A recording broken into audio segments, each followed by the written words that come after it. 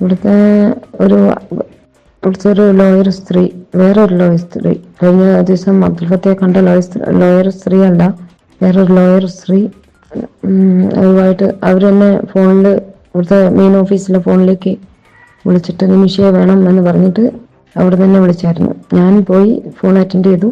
അന്നേരം അവരെന്നോട് പറയുന്നത് എങ്ങനെയാണ്, വധശിക്ഷ നടപ്പാക്കാനുള്ള ഡേറ്റ് ഫിക്സ് ചെയ്തു എന്നാണ് പറയുന്നത്. അതിന്റെ ഓർഡർ ഇവിടെ ജയിലിൽ വരെ എത്തിയിട്ടുണ്ട് എന്നാണ് പറയുന്നത്. അതിപ്പോ ജയിലിലെത്തുന്നത് എല്ലാവരുടെയും സൈനോട് കൂടി ആയിരിക്കും ഇവിടെ എത്തുന്നത്. എന്ന് വെച്ചാൽ എന്തായിരിക്കും, ഇപ്പൊ അവരുടെ ഈദും റംസാനൊക്കെ കഴിയുമ്പോഴത്തേനും നമ്മളെ തീർക്കാനുള്ള പരിപാടി ആയിരിക്കുമോ? എന്താണ്, എല്ലാവരും ഭയങ്കര പേടിയോടുകൂടിയാണ് എന്നോട് സംസാരിക്കുന്നത്. ഭയങ്കര വിഷമത്തോടെ ഇവിടെ കാര്യങ്ങളൊക്കെ, എന്താണ് കാര്യം, ഇവിടെ എന്തൊക്കെയാണ് നടക്കുന്നത്? യമനിലെ ജയിലിൽ കഴിയുന്ന നിമിഷപ്രിയയുടെ വധശിക്ഷ നടപ്പിലാക്കാൻ ഒരുക്കം തുടങ്ങിയതായുള്ള റിപ്പോർട്ടുകൾ പുറത്ത്. വധശിക്ഷ നടപ്പാക്കാൻ ഉത്തരവായതായും തീയതി നിശ്ചയിച്ചുവെന്നും അഭിഭാഷക പറഞ്ഞതായി നിമിഷപ്രിയ വെളിപ്പെടുത്തുന്ന ശബ്ദ സന്ദേശമാണ് പുറത്തു വന്നിരിക്കുന്നത്. നിമിഷപ്രിയയുടെ മോചനത്തിനായി പ്രവർത്തിക്കുന്ന ആക്ഷൻ കൗൺസിലിന്റെ കൺവീനർ ജയൻ എടപ്പാളിനാണ് നിമിഷപ്രിയയുടെ ശബ്ദ സന്ദേശം ലഭിച്ചിരിക്കുന്നത്. ജയിലിലേക്ക് ഒരു അഭിഭാഷകയുടെ ഫോൺ വിളി എത്തിയെന്നാണ് നിമിഷപ്രിയ സന്ദേശത്തിൽ പറയുന്നത്.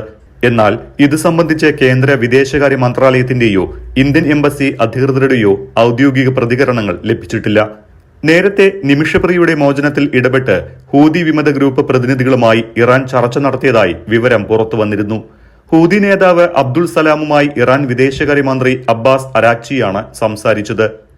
ഇന്ത്യൻ വിദേശകാര്യമന്ത്രി എസ് ജയശങ്കറുമായി കൂടിക്കാഴ്ച നടത്തിയ ശേഷമായിരുന്നു ഹൂതി വിമത ഗ്രൂപ്പ് പ്രതിനിധിയുമായി ഇറാൻ ചർച്ച ചെയ്തത്. നിമിഷപ്രിയയെ മോചിപ്പിക്കുന്ന വിഷയം ചർച്ചയായെന്ന് ഇറാൻ വിദേശകാര്യമന്ത്രിയാണ് ദ ഹിന്ദു ദിനപത്രത്തിന് നൽകിയ അഭിമുഖത്തിലും വ്യക്തമാക്കിയിരുന്നു. ഇക്കാര്യത്തിൽ കഴിയുന്നതെല്ലാം ചെയ്യാമെന്നാണ് ഹൂതി നേതാവ് മറുപടി നൽകിയത് എന്നും അദ്ദേഹം പറഞ്ഞിരുന്നു. യമനുമായി ഇക്കാര്യത്തിൽ ചർച്ചകൾ നടക്കുന്നുണ്ട് എന്ന് ഇറാൻ വിദേശകാര്യമന്ത്രി മുൻപ് അറിയിച്ചിരുന്നു. യമനിലെ കൂടുതൽ മേഖലയും ഹൂതികളുടെ നിയന്ത്രണത്തിലായതിനാലാണ് ചർച്ചകൾക്ക് ഇറാന്റെ സഹായം ഇന്ത്യ തേടിയത്. കൊല്ലപ്പെട്ട യമൻ പൗരന്റെ കുടുംബത്തിന് ദയാധനം നൽകി മോചനം സാധ്യമാക്കാൻ നിമിഷപ്രിയയുടെ അമ്മ നിലവിൽ യമനിൽ തങ്ങുകയാണ്. നിമിഷപ്രിയയുടെ കുടുംബത്തിന്റെ ആവശ്യപ്രകാരം വിദേശകാര്യ മന്ത്രാലയത്തിന്റെ അക്കൗണ്ടിലൂടെ $40,000 കൊല്ലപ്പെട്ടയാളുടെ കുടുംബത്തിന് കൈമാറിയെന്ന് കേന്ദ്രമന്ത്രി കീർത്തിവർദ്ധൻ സിംഗ് പറഞ്ഞിരുന്നു.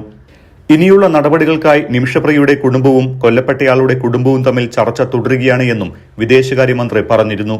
നിമിഷപ്രിയയുടെ അമ്മയ്ക്ക് യമനിലേക്ക് പോകാൻ സൗകര്യമൊരുക്കി. ചർച്ചയ്ക്ക് പവർ ഓഫ് അറ്റോർണിയെ നിയോഗിച്ചു. ഒരു അഭിഭാഷകന്റെ സഹായം വിദേശകാര്യ മന്ത്രാലയം ഫണ്ട് ഉപയോഗിച്ച് ഉറപ്പാക്കി.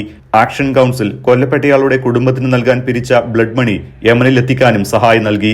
എന്നാൽ മോചനം സാധ്യമാക്കാൻ രണ്ട് കുടുംബങ്ങൾക്കുമിടയിൽ നടക്കുന്ന ചർച്ച വിജയിക്കേണ്ടതുണ്ട് എന്നുമായിരുന്നു മന്ത്രിയുടെ മറുപടി.